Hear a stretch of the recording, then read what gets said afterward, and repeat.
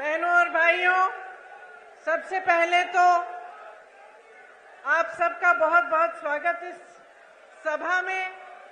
मैं आपको दिल से धन्यवाद देना चाहती हूं कि कटाई का मौसम है और आप अपने खेतों को छोड़कर आज मेरी बातों को सुनने आए हैं।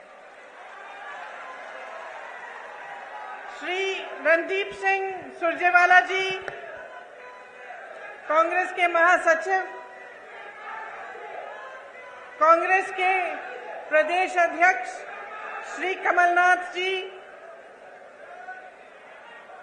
श्री दिग्विजय सिंह जी, श्री कांतिलाल भूरिया जी, श्री सुरेश पचौरी जी, प्रताप ग्रेवाल जी, श्री उमंग सिंगार जी, श्री सुरेंद्र बघेल जी, हीरालाल अलावा जी, पंचेलाल मेधा जी, सत्यनारायण पटेल जी, कमल किशोर पाटीदार जी, जीतू पटवारी जी, कुलदीप इंदौरा जी, मेरे प्यारे प्यारे कार्यकर्तागण और मंच पर उपस्थित सभी नेतागण, आप सबका भी इस सभा में बहुत बहुत स्वागत। आज आदिवासी समाज की गौरव, साहस का चिन्ह गोंडवाना साम्राज्य की महान वीरांगना रानी दुर्गावती जी की जयंती है। उन्हें मेरा शत शत नमन। जय जोहार। लोकनायक टंट्या मामा जी की जय। जय भीम। मेरे साथ एक बार जोर से बोलिए, हमू आखा एक छे। आदिवासी नायक भीमा नायक जी, शंकर शाह रघुनाथ शाह जी, बादल होई जी की विरासत को नमन। माही माता की कृपा से, कालका माता की कृपा से, अमका झमका माता की कृपा से आज मैं यहां आपके बीच आई हूं। यहीं पास में अमका झमका के दरबार में भगवान कृष्ण ने मां रुक्मिणी जी के साथ लीला रचाई थी। यहाँ मोहन खेड़ा का श्वेतांबर जैन मंदिर है, एक बहुत बड़ा तीर्थ स्थान है जहाँ देश भर से लोग आते हैं। ये महाराजा भोज की धरती है, शहीद महाराजा भक्तावर सिंह जी की धरती है, जिन्होंने हमारे पहले स्वतंत्रता संग्राम में अपने प्राणों का बलिदान दिया। यहीं पर आदिवासी समाज के और हमारे राष्ट्र नायक टंट्या मामा ने हमारी आजादी के लिए बलिदान दिया। यह संविधान निर्माता बाबा साहेब अम्बेडकर जी की धरती है। हमारी आजादी की लड़ाई के दौरान 1942 में भारत छोड़ो आंदोलन हुआ, जो धार जिले से में कालूराम विरुलकर जी ने आंदोलन का नेतृत्व किया। आजादी के बाद संविधान सभा में सदस्य बनकर उन्होंने भारत के संविधान को बनाने में बहुत योगदान दिया। महापुरुषों की धरती है। आज यहाँ खड़े होते हुए, उनका नाम लेते हुए, उनकी याद करते हुए मन में ये बात आती है कि हम इन्हें महापुरुष क्यों कहलाते हैं। इनमें और साधारण जनता में क्या फर्क था?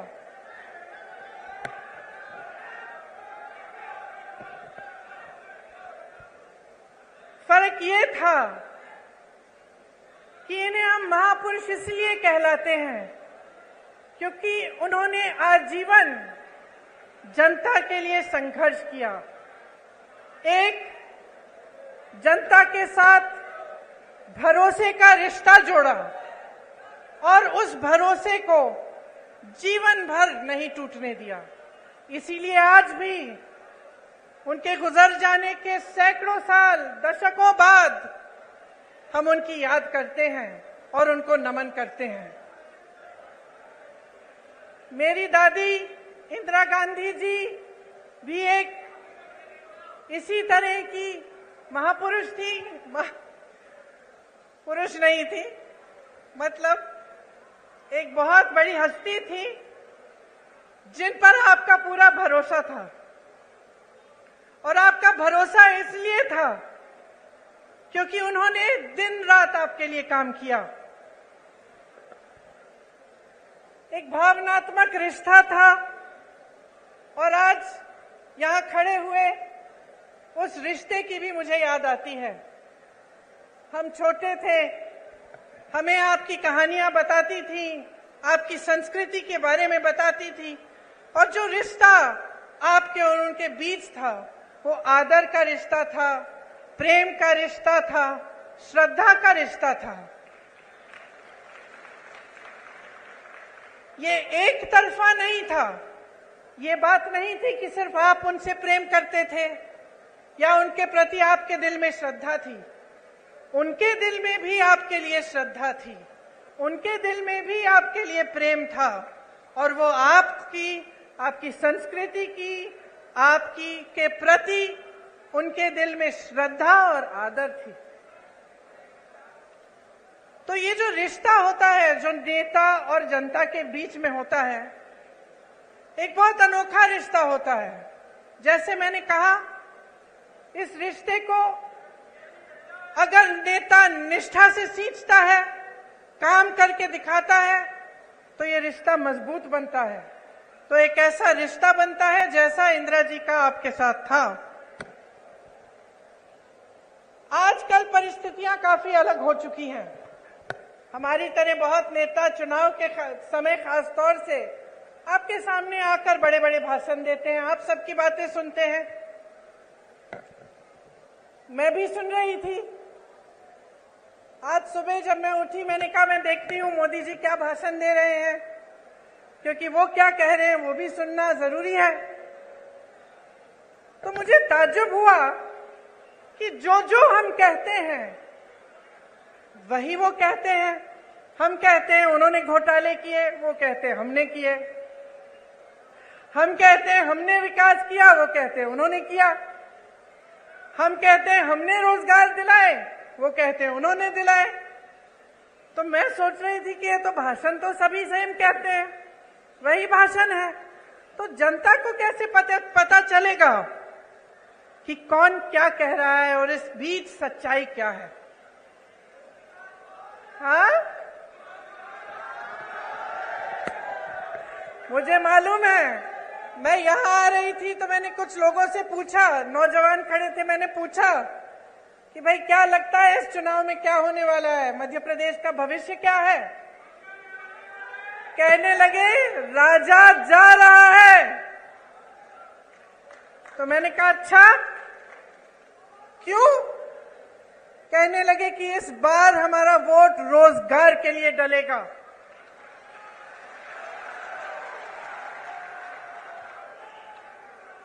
तो इसमें एक बात जो मैं इससे पहले कह रही थी वह स्पष्ट हो जाती है कि जब एक पार्टी का नेता आपके सामने कुछ कहता है, दूसरा वही चीज लगभग कह के जाता है, तो आपको पता कैसे चलता है कि कौन सच्चाई कह रहा है? पता आपको तब चलेगा जब आप अपने ही अनुभव पर उतरेंगे। आपका अनुभव क्या है? आपका जीवन क्या है? आपके संघर्ष क्या है? क्या महंगाई बढ़ी है पिछले 18 सालों में? बताइए। 10 गुना? पिछले 5 सालों में, 3.5 सालों में, जब से इनकी सरकार रही है तब से बढ़ी है कि घटी है? बढ़ी है। रोजगार मिले हैं आपको? नहीं। मेरे किसान भाई जो खेती छोड़ के यहाँ आए हैं, बताइए आपका जीवन ज्यादा मुश्किल हुआ है कि ज्यादा आसान? मुश्किल हुआ है।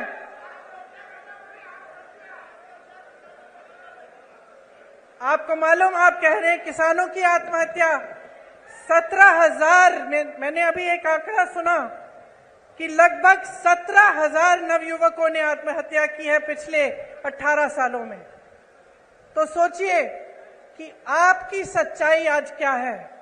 किसी की बातों में मत पड़िए, मैं तो कहती हूं मेरी बातों में भी मत पड़िए, अपनी सच्चाई और अपने अनुभव में पड़िए। और उस अनुभव के आधार पर अपना निर्णय लीजिए। आज हम इस देश में खड़े हैं जिस पर हम सबको गर्व है। और गर्व क्यों है? क्योंकि अगर आप आसपास के देशों को देखेंगे तो शायद हमारा एक देश है इन सारे आसपास के देशों में जो आजादी के बाद एक लोकतंत्र माना जाता था और जिसका लोकतंत्र हमेशा मजबूत रहा है। और ये लोकतंत्र हमारे संविधान में गढ़ा हुआ है। जिन्होंने हमारे संविधान को लिखा और बनाया, उन्होंने जीवन इस देश के लिए दिया। एक नहीं थे, बहुत सारे लोग थे हमारे स्वतंत्रता सेनानी। और हमें गर्व है आज अपने देश पर, जिसके संविधान में लिखा है कि हर जने को समान अधिकार मिलना चाहिए।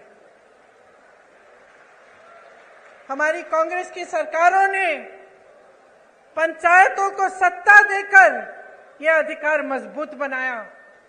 आज देखिए आज की परिस्थिति क्या है। आज तमाम पंचायतों को मुश्किलों में डाल दिया है। और जहां हमने पंचायतों के लिए व्यवस्था लागू की, भाजपा सरपंचों के अधिकारों में कटौती ला रही है, आपको कमजोर कर रही है। राज्य भर में आज पटवारी 1 महीने से हड़ताल पर बैठे हैं। जितने भी काम आपको कराने पड़ते हैं सब काम रुक गए हैं। आप भटकते रहते हैं इधर से उधर। उनकी अपनी मांग है, उनको भी सरकार ने सहायता नहीं दी, वे हड़ताल पे बैठे हैं। ये स्थिति है आज यहाँ की। 18 सालों में 250 से ज्यादा, 250 से ज्यादा घोटाले हुए हैं। अगर हम उसकी लिस्ट बनाने चले तो हम यहाँ पे 2 घंटे के लिए खड़े रहेंगे। बच्चों के पोषण का घोटाला, मिड डे मील का घोटाला, बच्चों के एडमिशन का घोटाला, सर्व शिक्षा अभियान में घोटाला, स्कॉलरशिप में घोटाला, भर्ती की परीक्षाओं में घोटाला, नौकरियों में घोटाला, धार में यहाँ के डैम के बनाने में भी भ्रष्टाचार हुआ। इससे क्या पता चलता है आपको? आप अगर मेहनत करते हैं, खेती में काम में मेहनत करते हैं, कहीं नौकरी करते हैं तो किस लिए करते हैं? मेरी बहनें, आप घर पे मेहनत करती हो, सारा घर परिवार संभालती हो, किस लिए करती हो? अपने बच्चों की परवरिश के लिए करती हो ना, अपने बच्चों के भविष्य को सुरक्षित करने के लिए। हम हमेशा सोचते हैं कि हमारे बच्चे बड़े होकर हमसे कुछ ज्यादा ही करें। अगर हम खेती करते हैं, हम सोचते हैं कि चलो इसको पढ़ाएंगे लिखाएंगे, इसकी और हमारे से बड़ी ज्यादा नौकरी होगी।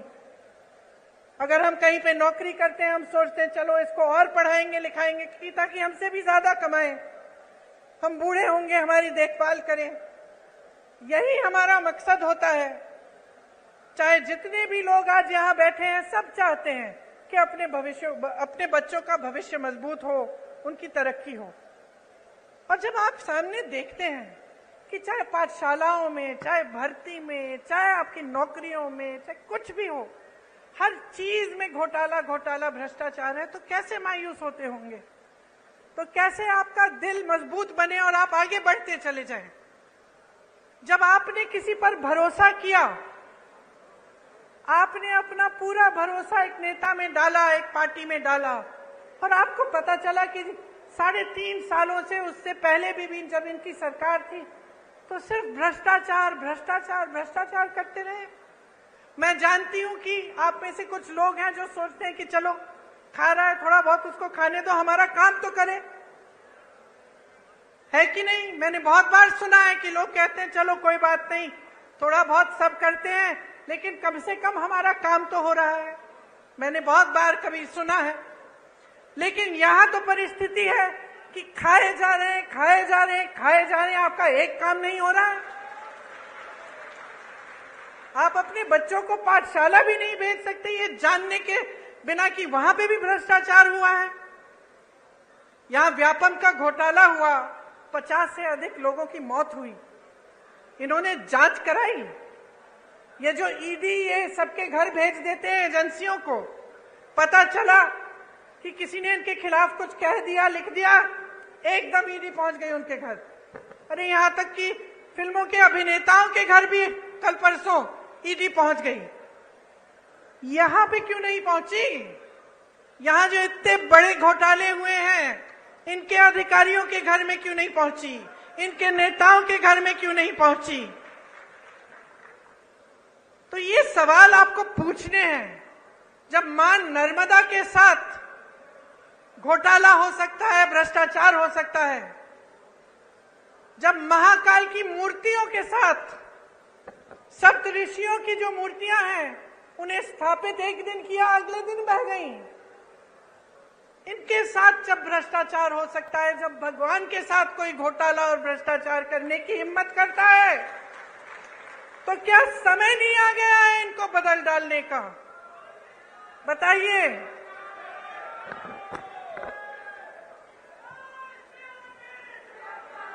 देखिए,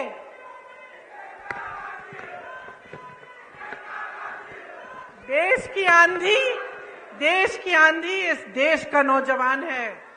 जाग जाओ मेरे भाइयों और बहनों।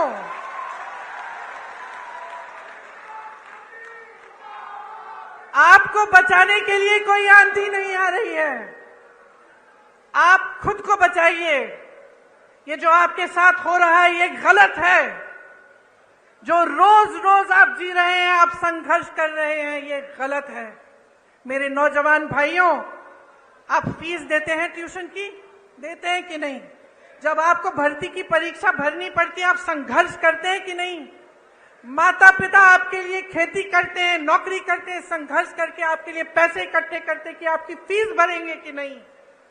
तो क्यों इनको आपने इतनी हिम्मत दे दी है कि जब आप परीक्षा देने जाते हैं तो बार बार उनकी भर्ती की परीक्षाओं में ये घोटाला करते हैं?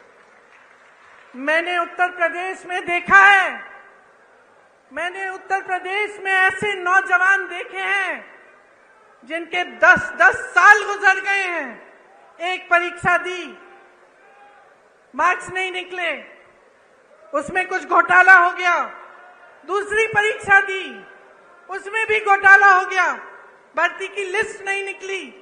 इंतजार करते रहे ये सोच के कि हमने पैसे खर्चे हैं, हमने मेहनत की है, एक ना एक दिन हो जाएगा। इंतजार करते रहे। जो बच्चा 22 साल का था, 21 साल का था, अब 30 साल का हो गया, अभी तक उसको नौकरी नहीं मिली। ये परिस्थितियां हैं इन प्रदेशों में जहां भाजपा सरकार में है, सत्ता में है, क्योंकि इनका अहंकार बहुत बढ़ गया है। मेरी बहनों और भाइयों, बहुत ज्यादा लूट होने लगी है और कोई रोक, कोई लगाम नहीं है। आप सोचिए, जब आप ही की संपत्ति, इस देश की संपत्ति, जो सबसे बड़े बड़े पीएसयू हैं, वही अपने दोस्तों को बेच डाले। जब यहाँ खड़े हुए जितने भी अधिकारी हैं, पुलिस वाले खड़े हैं, कर्मचारी हैं, इनको पुराना पेंशन नहीं मिलता। जब इसको देने का समय आता है तो आपको बताया जाता है कि पैसे नहीं हैं।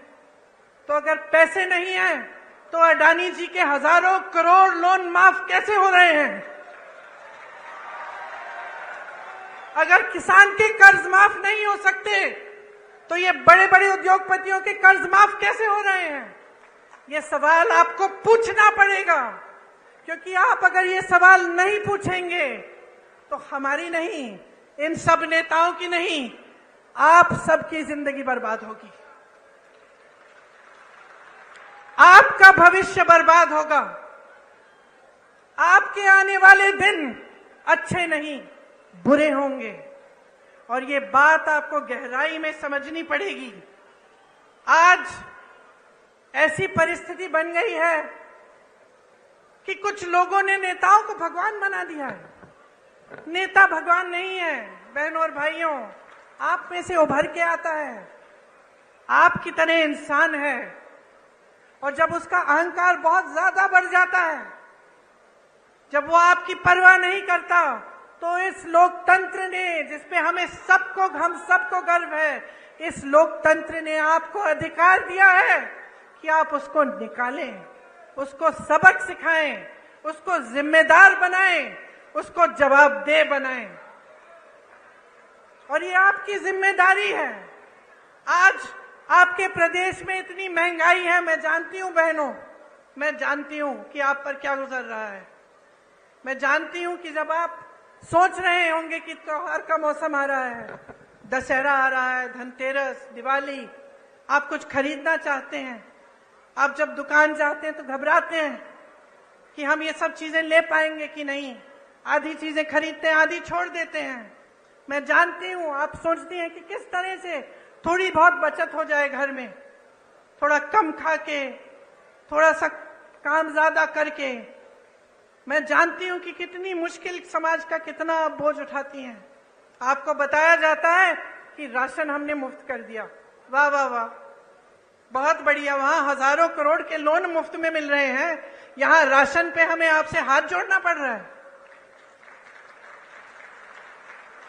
इन्होंने कहा कि राशन आपको मुफ्त में दे रहे हैं। अब आप सोचिए, मैं एक राज बताती हूं आपको। जब कांग्रेस की सरकार थी तब आपको राशन कितने में मिलता था? 60 रुपए में। उस समय गैस का सिलेंडर कितने का था? 425 रुपए। तो मतलब 485 रुपए में लगभग आपको राशन भी मिल जाता था और आपको सिलेंडर भी मिल जाता था। अब ये कहते हैं इन्होंने राशन मुफ्त कर लिया, जैसे बहुत बड़ा एहसान कर लिया आप पे। और अभी तक, कल तक, चुनाव के आने तक सिलेंडर कितने का मिल रहा था आपको? 1125 रुपए। तो जो आपको पहले सिलेंडर और राशन 485 रुपए में मिल रहा था, आज आपको राशन मुफ्त लेकिन सिलेंडर 1125 रुपए। और चुनाव आया, फट से कम कर दिया। चुनाव आया, आप सुन लीजिए इस बात को बहुत ध्यान से। चुनाव आया तो क्या क्या नहीं हुआ। चुनाव आया तो घोषणाएं शुरू। चुनाव आया तो मोदी जी हर 2 दिन यहां आकर कोई उद्घाटन कर रहे हैं। 18 साल में समय नहीं मिला उद्घाटन करने के लिए। ये पुल, ये सड़कें, ये सब विकास की बातें ये पहले नहीं हो सकती थी? क्या समझ रखा है आपको भाइयों और बहनों? अरे जागो, इनको सिखाओ। ये तो समझ रहे हैं कि किसानों के जीवन में मुश्किल पे मुश्किल डालें, कि आप सिंचाई के लिए इनसे भीख मांगे। आपकी जब फसल बर्बाद हुई है उसका मुआवजा आपको मिला है? यहां सोयाबीन के किसान हैं? आपको मुआवजा मिला? चलिए, बारिश आई, बाढ़ आई, कुछ सर्वे भी किया इन्होंने मुआवजे के लिए? नहीं किया।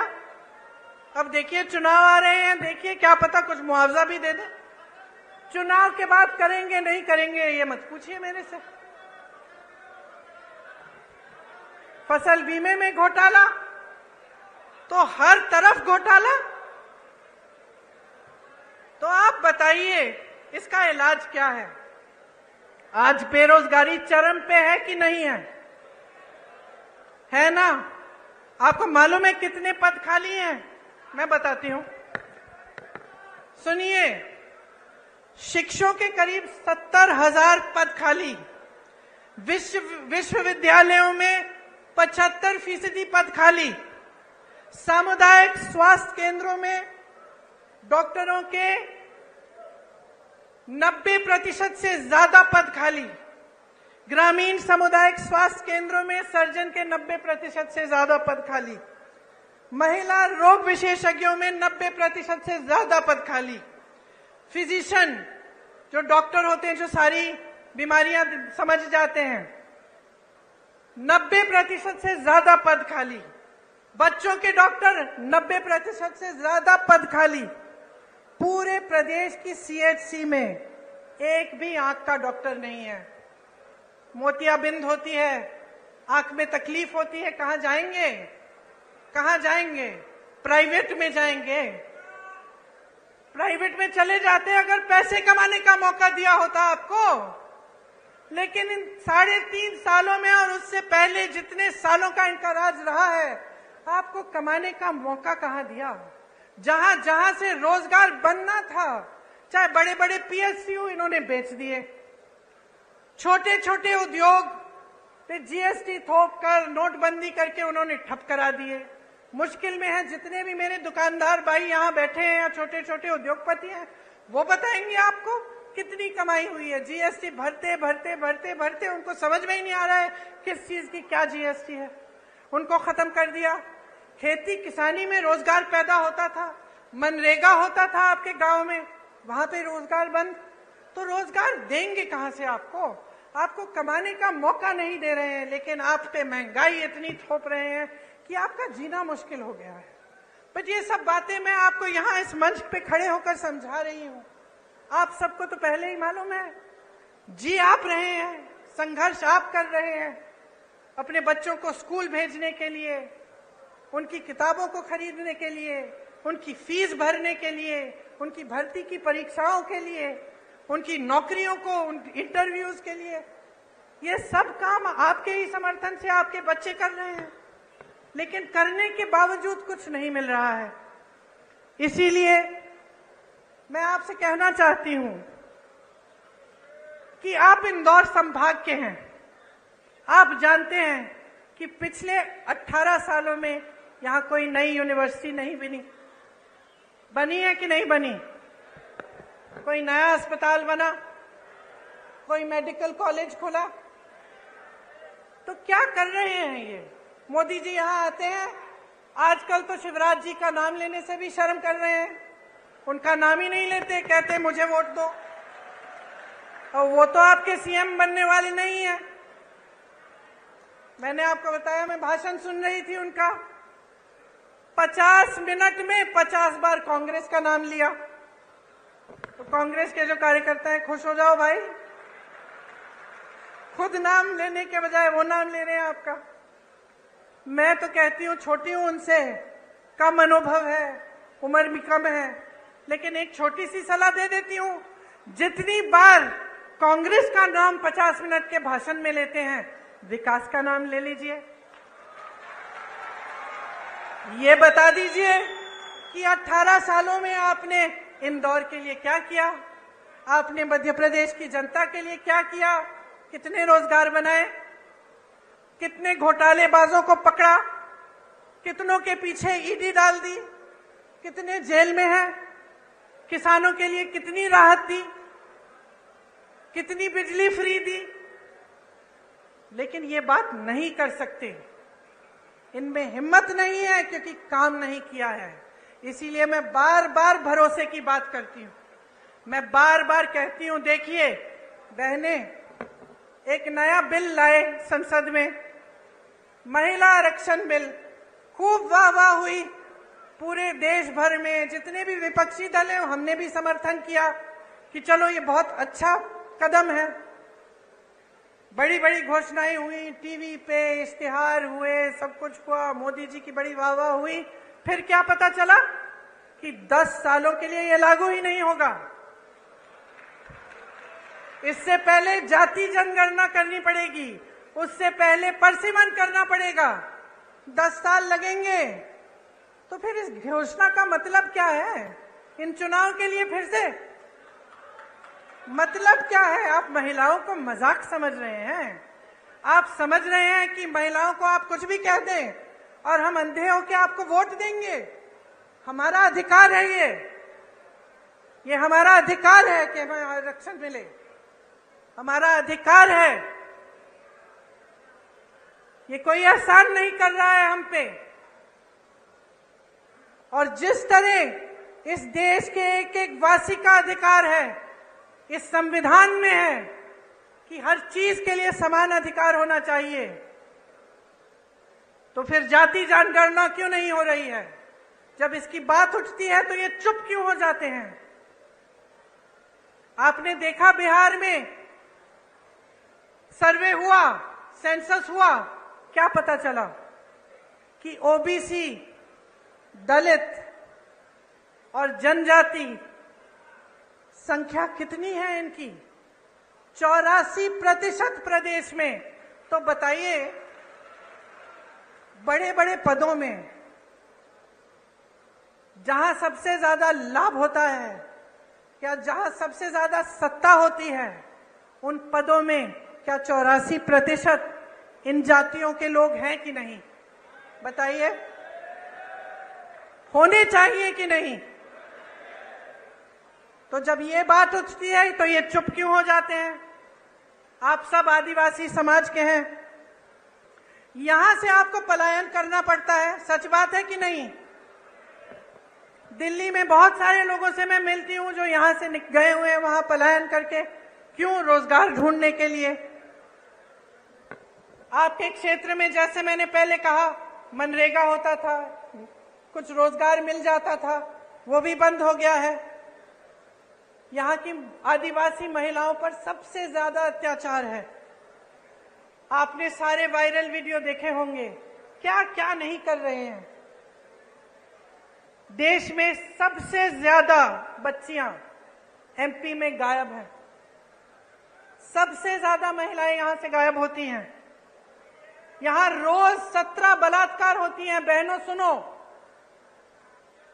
क्योंकि आपको पूछना पड़ेगा कि आपकी सुरक्षा के लिए ये सरकार क्या कर रही है।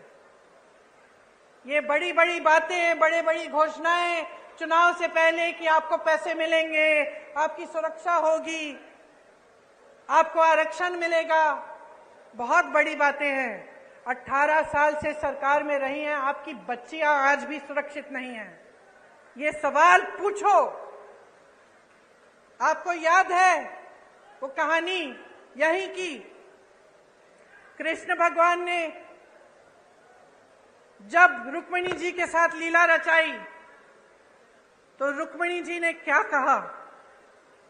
कहा कि घोड़ों का, रथ के घोड़ों की लगाम आप मुझे दे दीजिए, मैं चलाऊंगी ताकि किसी को गलतफहमी ना हो। और मेरी बहनें मुस्कुरा रही हो, लगाम अपने हाथों में लो, अपने भविष्य का रथ रुक्मिणी जी की तरह चलाओ। आगे देखो, अर्जुन की आंख और अर्जुन के निशाने के तरह विकास, अपने बच्चों का भविष्य, अपने अधिकार, इस देश को आगे बढ़ाने का काम अपनी नजर से मत हटाओ। ये तुम्हारी जिम्मेदारी है मेरी बहनों। तुम अगली पीढ़ी का परवरिश करती हो, तुम समाज को बनाती हो। अगर तुम समाज को मजबूत नहीं रखोगी तो ये समाज नहीं रहेगा। जो आपकी परंपराएं हैं, मेरी दादी इंदिरा गांधी कहती थी कि जो आदिवासी संस्कृति है, जो आदिवासी परंपराएं हैं, इन्हें मजबूत रखना बहुत जरूरी है। कभी इन्हें बदलने की कोशिश नहीं की उन्होंने। जल जंगल जमीन का अधिकार आपको दिया, पट्टे आपको दिए ताकि आप मजबूत बने। और मेरी बहनें, आज इस देश का एक एक नेता समझ गया है कि अगर महिलाओं का वोट उसे नहीं मिले तो वो सत्ता में नहीं आ सकता। इसीलिए मेरी बहनें, जब मैं कहती हूं कि लगाम संभालो, अपना रथ खुद चलाओ, मैं इसलिए कहती हूं कि आज कौन सत्ता में आएगा कौन नहीं आएगा ये आपके हाथों में है। इस बात को गहराई से समझो। जब आपको झूठे वादे किए जाते हैं, जब आपको बताया जाता है कि हम आपके लिए क्या क्या नहीं करेंगे, तो जानते हैं आपकी बेटियां अगर हैं तो कभी कभी बेटी आती है, कहती है अच्छा लड़का मिल गया, तो आप कहती हैं कि अगर हमें शादी के लिए तुम्हारे लिए लड़का ढूंढना है तो पहले हम जानना चाहेंगे कि उसकी क्या मजबूती है, क्या करेगा। अगर आपको लगे कि ऐसा लड़का है जो झूठ मूठ के बता दे लड़कियों को कि आपके लिए ऐसे ऐसे महल बनाएंगे, हम आपको यहां ले जाएंगे, ऐसा करेंगे वैसा करेंगे, तो आप क्या कहेंगी अपनी बेटी से कि बेटा ध्यान रखो, ध्यान रखो, ये बहुत बड़ी बड़ी बातें करता है, ये करेगा नहीं। कहती है कि नहीं? तो इतनी समझदार है, इतनी जिम्मेदार है, अपने आप को फुसलाने मत दीजिए। समझ जाइए कि ये राजनीतिक खिलवाड़ हो रहा है आपके साथ। आपको अपना भविष्य मजबूत बनाना है तो जैसे मैंने शुरू में कहा, अपने अनुभव पर उतरिए। आप देखिए, आपके जीवन में तरक्की आई, महंगाई घटी, आपके बच्चों को रोजगार मिला, खेती में आप काम करते हैं, वहां आपको कोई सहायता मिली सरकार से? क्या नई पाठशालाएं बनी, विश्वविद्यालय बने, अस्पताल बने? और अगर नहीं बने हैं तो बहनों और भाइयों, जाग जाओ और एक ऐसी सरकार लाओ जो ये सारे काम आपको करके दिखाए।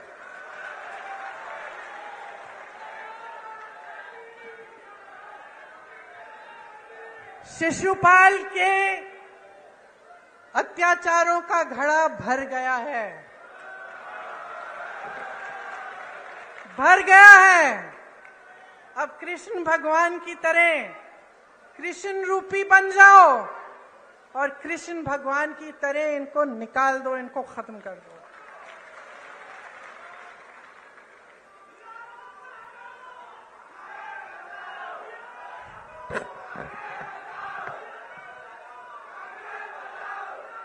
डेढ़ सालों में,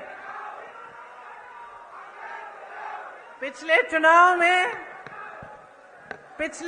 में आपने कौन सी सरकार चुनी थी? कांग्रेस। यहां बैठे कमलनाथ जी, पिछली सरकार में आपने पिछली चुनाव में आपने कांग्रेस की सरकार चुनी। फिर क्या हुआ? रिश्वतखोरी हुई और जो आपका आदेश था उसका पालन नहीं किया गया। आप कांग्रेस की सरकार चाहते थे और जोड़ तोड़ करके 1.5 साल के अंदर अंदर आपको भाजपा की सरकार मिली कि नहीं मिली? और नतीजा आप सबने देखा। 1.5 साल में मैं आपको बताना चाहती हूं कि आपका ही अनुभव रहा होगा कि कांग्रेस की सरकार ने क्या क्या किया। किसानों के कर्ज माफ किए, 27 लाख किसानों के कर्ज माफ किए, सामाजिक सुरक्षा पेंशन बढ़ाकर 600 रुपए बनाया, 1 करोड़ परिवारों को 100 रुपए में 100 यूनिट बिजली दिलवाई, 1000 गौशालाएं खुलवाई। 1.5 साल की बात कर रही हूं मैं, 18 साल की बात नहीं है ये। आदिवासियों के लिए 12,000 बर्तन बैंक खोले, इससे आपको भी सुविधा मिली होगी। ओबीसी आरक्षण 14% से बढ़ाकर 27% किया। आर्थिक रूप से कमजोर सामान्य वर्ग के लिए 10% आरक्षण दिया। भोपाल और इंदौर में मेट्रो रेल की परियोजना शुरू की। ये 1.5 साल का काम था बहनों और भाइयों, 18 साल का नहीं। आज जहां जहां कांग्रेस की सरकार है, छत्तीसगढ़ को देखिए, धान खरीद के सबसे ज्यादा पैसे छत्तीसगढ़ में आज मिल रहे हैं। बेरोजगारी सबसे कम कहां है पूरे देश में? छत्तीसगढ़ में। सबसे ज्यादा वन अधिकार के पट्टे कहां मिले हैं? छत्तीसगढ़ में मिले हैं। आदिवासियों के 60 से ज्यादा वन उपज को समर्थन मूल्य पर सरकार खरीदती है। पुराना पेंशन कहां लागू है? छत्तीसगढ़ में, राजस्थान में, हिमाचल प्रदेश में और कर्नाटका में। हम आपको ये नहीं कह रहे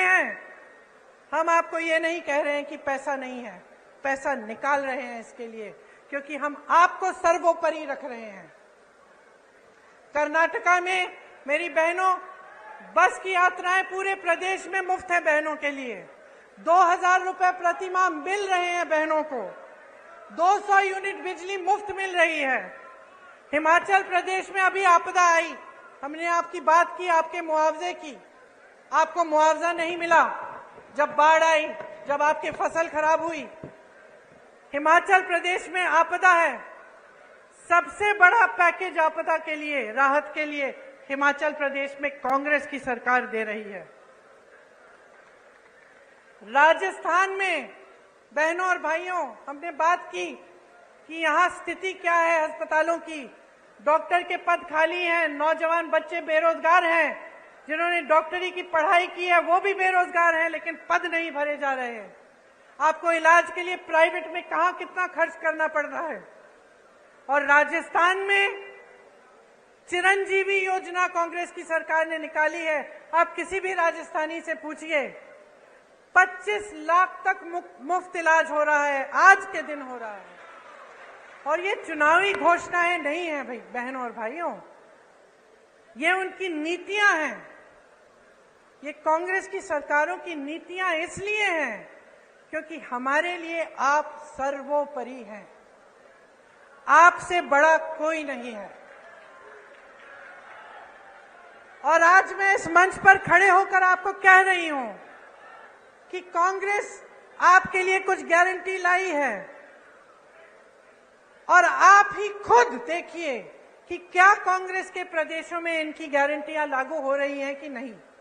जब आपको ये पता चलेगा, खुद अखबारों में पढ़िए, इंटरनेट पे जाकर देखिए, जहां आपको सुविधा हो वहां पूछिए।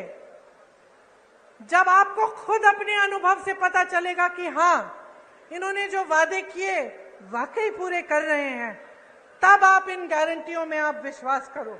और मैं दावे के साथ कह रही हूं आपको कि जहां जहां हमारी सरकार है वहां गारंटीज पूरी हो रही हैं, और यहां पे मध्य प्रदेश में होंगी। क्या है ये गारंटी?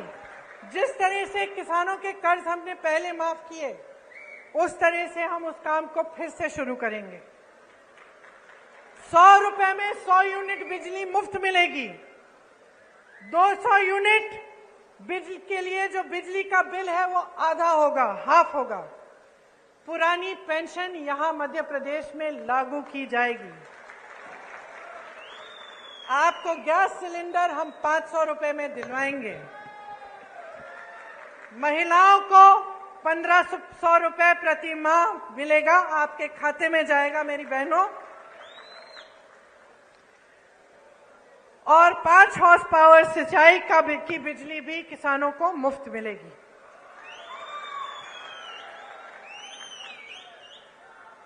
देखिए, आपने मेरी बातें बहुत ध्यान से सुनी, और मैं यहां खड़े होकर ऐसी कोई बात भी नहीं करना चाहती जो सही नहीं है। दूसरी पार्टियों के बारे में नकारात्मक बातें करना, उल्टी सीधी बातें करना आसान है।